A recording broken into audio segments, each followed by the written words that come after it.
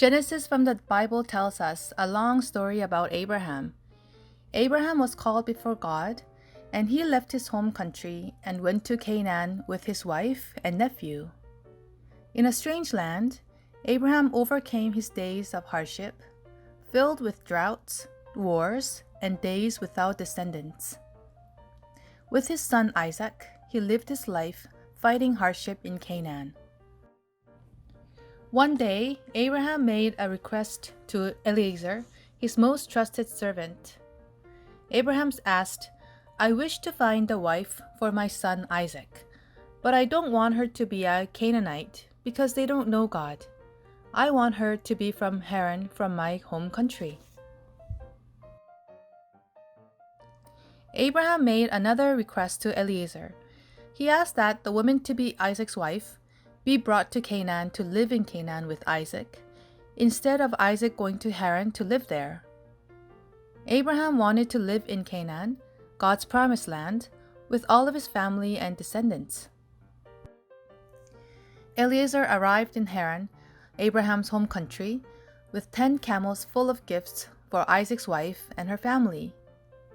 But he didn't know how to find Isaac's wife.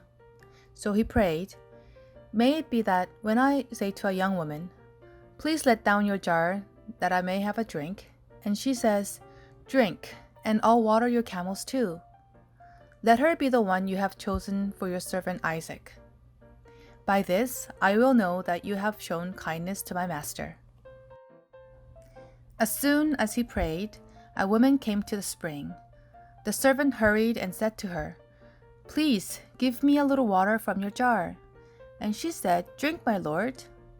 Then she also said, "I'll draw water for your camels too, until they have had enough to drink."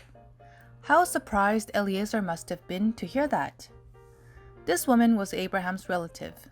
Back then, it was common for relatives to marry each other. The name of this woman was Rebekah. She didn't hesitate to give a stranger water, and she even went through the trouble to feed water to his camels. Not only was Rebekah so welcoming, her whole family welcomed Eliezer and allowed him to stay at their house.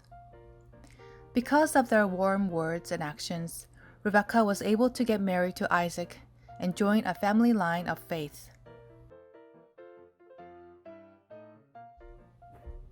God told us to love our neighbors, and that neighbor isn't just our family and relatives. They can also be strangers. He wants us to help and love even strangers. In the Bible, some invite and help strangers, while others turn away from them or even rebuke them. God repeatedly tells us in the Bible to help those in need, even strangers. Many people are still in need of help and love, not only in the days of Abraham and Rebekah, but also today. And we must remember to help our neighbors and strangers and share the grace of God, just like Rebekah did.